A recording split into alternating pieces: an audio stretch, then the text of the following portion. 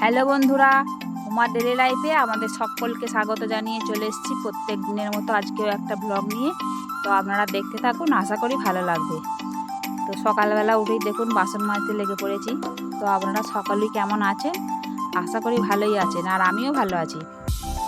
তো চলুন, প্রত্যেক দিন তো আমি বাড়ির কাজ কী করি না করি সেইটুকুই আপনাদের সাথে শেয়ার করি, কেননা আমি তো বাইরে কোথাও যাই না যে আপনাদের সাথে অন্য কিছু শেয়ার করব।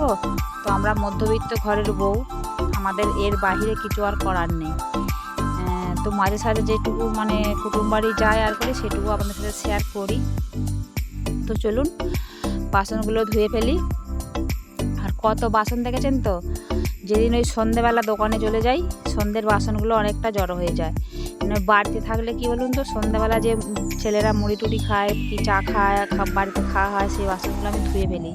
কিন্তু যেদিন দোকানে রাখে সেদিন আমার আর ধোয়ার সময় হয় না। তো সেই বাসনগুলো জড়ো হয়ে থাকে। আবার রাত্রিরে খাওয়ার বাসন তো অনেকটা বাসন জড়ো হয়ে যায়। তো কিছু করার নেই, সংসারের পরিস্থিতি অনুযায়ী আমাকে করতেই হয় সব কিছু কাজ। মানে সময় মতো আমি করতে পারি না, আমার যখন সময় হয় আমাকে তখন সেটা করে নিতে হয়।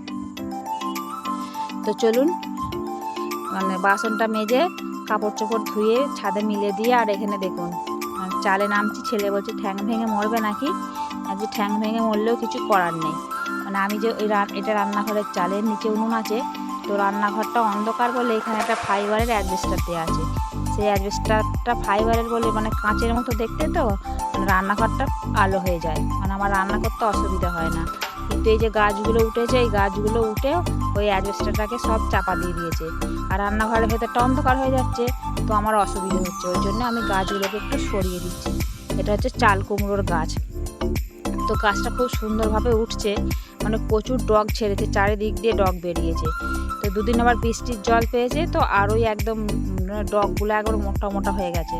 তো চলুন, এটা বর্ষা পড়লে মানে আরও সুন্দর হয়ে যাবে। তো এখন তো এটা কেটে খাইনি, মানে এই তো ছোটো মানে কটা ডগ হয়েছে, আর একটু চারিদিকে চারিয়ে গেলে তারপর কেটে খাবো। তো চলুন, ওই যে বললুম ডাক এলেই চলে যেতে হবে। তো আমার ডাক এসেছে, আমি চলে যাচ্ছি। তো ডাক বলতে আমাকে দোকানে যখন ডাকে আমাকে তখনই চলে যেতে হয়। তো দোকানে কাস্টমার এসছে, আপনার দাদা একলা সামলাতে পারছে না, ওই জন্য ফোন করেছিল যে একবার এসো। আমি বাড়ির সবটুকু কাজ ফেলে রেখে চলে যাচ্ছি দোকানে। তো দোকানটা তো আগে সামলাতে হবে, কেননা দোকান থেকে যেহেতু সব কিছু, মানে দোকান না তো চালালে তো পেট চলবে না। তো দোকানের জন্যই সব কিছু, তো দোকানটা আমাকে চালাতেই হবে। তো বাড়ির ডাকলে আমাকে, বাড়ির আমি যাই কাজ করি না কেন আমাকে ফেলে রেখে চলে যেতে হয়। যদি রান্নাও করি হাঁড়িটা নামিয়ে রেখে চলে যেতে হয়। আগে দোকান তবে বাড়ি।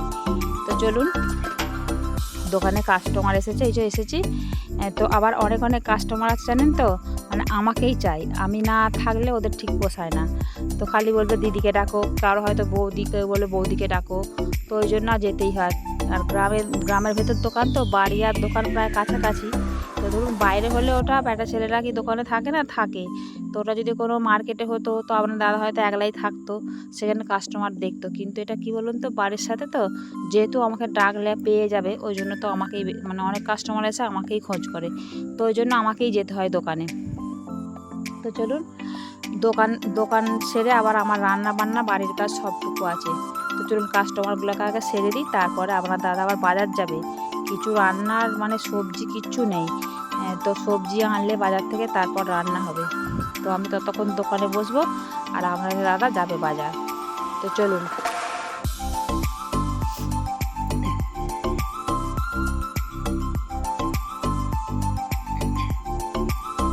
কাস্টমারকে ছেড়ে দিয়েছি।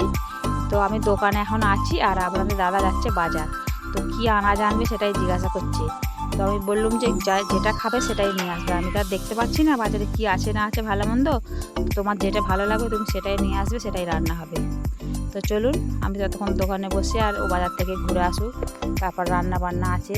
আর ছোট ছেলে গেছে স্কুল, তো স্কুল থেকে এলে আবার ওকে খেতে দিতে হবে। তো এখন প্রায় 10টা বাজে। তো এখন তো সকালে স্কুল হচ্ছে, সব জায়গাতেই হয়তো জেনে থাকবেন আপনারা। তো দেখুন আপনার দাদা বাজার থেকে চলে এসছে, আর দেখুন চারা মাছ এনেছে। তো মাছগুলো বেছে নিই, তারপর রান্না চাপাবো। মাছটা বেছে সব কিছু রান্নার জোগাড়টা করে নিই, তারপর রান্নার জোগাড় করে নিই। রান্না করলে কী বলুন তো, তাড়াতাড়ি হয়েও যায়। তো উনুনে ভাতটা করে নেবো, আর গ্যাসে তরকারিগুলো করে নেবো। তো একটু তাড়াতাড়ি হয়ে যাবে, বেলা যেহেতু হয়ে গেছে। আর কি বলুন তো, সব থেকে প্রবলেম কোথায় বলুন তো, এই গরমের জন্যে। বেলা হলেও গরমটা যদি না থাকে ঠিক ধীরে সুস্থে রান্নাটা করা যায়, কিন্তু বেলা হয়ে গেলে এই গরমে রান্না করতে মানে এত বিরক্ত লাগে, কিন্তু কিছু করার নেই, করতেই হবে, সংসারের পরিস্থিতি অনুযায়ী কাজ করতে হবে, কিছু করার নেই। তো আজকে রান্না বিশেষ কিছু করব না, বেলা হয়ে গেছে বলে। তো উনুনে ভাতটা চাপেছিলাম, ভাত হয়ে গেছে, আর এখানে মাছটা ভেজে নিচ্ছি। তো মাছ দিয়ে পটল এনেছিল বাজার থেকে, পটল দিয়ে একটু তরকারি মানে ঝোল ঝোল মতো করবো হালকা। আর হচ্ছে যে শাক এনেছিল, শাক ভাজা করবো, এইটুকুই আজকে রান্না করবো, আর কিছু করব না। তো চলুন রান্না সেরে নিই।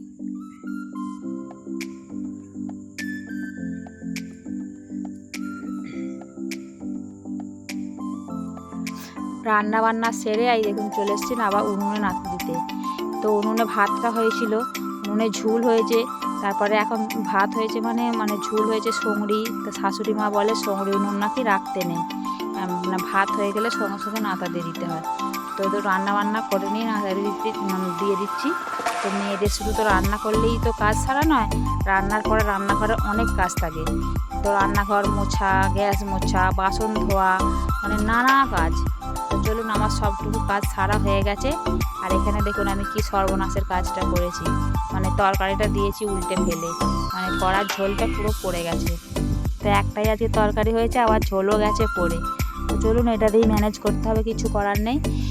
আর হচ্ছে যে ভাত বাড়তে লেগে গেছি, মানে ছেলের খুব খিদে পেয়েছে, ওকে আগে দিয়ে দিচ্ছি, তারপরে বাকি ভাতগুলো বেড়ে নেবো আমাদের। তো ভাত টাত খেয়ে বুঝতেই পারছেন গরমের দুপুর, তো একটুখানি শুয়ে পড়েছিলাম। আর ঘুম থেকে উঠে আপনাদের সাথে আর কিছু শেয়ার করতে পারিনি।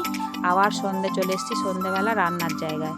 তো আবার সেই রান্না, আবার সেই খাওয়া, প্রত্যেক দিন এইটুকুই শুধু মানে খাওয়ার জন্যই, যদিও সব কিছু। তো আবার খাবার তৈরি করতে লেগে গেছি। তো সন্ধ্যাবেলা হচ্ছে আজকে পরোটা আর আলু ভাজা। তো চলুন আমি পরোটা করতে থাকি, আর আমরা ততক্ষণ আমার চ্যানেলটিকে সাবস্ক্রাইব করতে থাকুন। যারা নতুন বন্ধু দেখছেন তাদেরকে বলবো যে আমার পাশে থাকুন, আর আমাকে আগিয়ে নিয়ে যাওয়ার পথ দেখান। আপনারা ছাড়া আমি সব কিছু, সামনের দিকে আমার অন্ধকার, তো আমি কিছুই দেখতে পারবো না। তো আপনাদের আশাতেই আমি কিন্তু এই কাজটাতে নেমেছি। তো আপনারা প্লিজ একটু আমার পাশে থাকবেন। তো এই পর্যন্ত এইটুকুই আপনাদের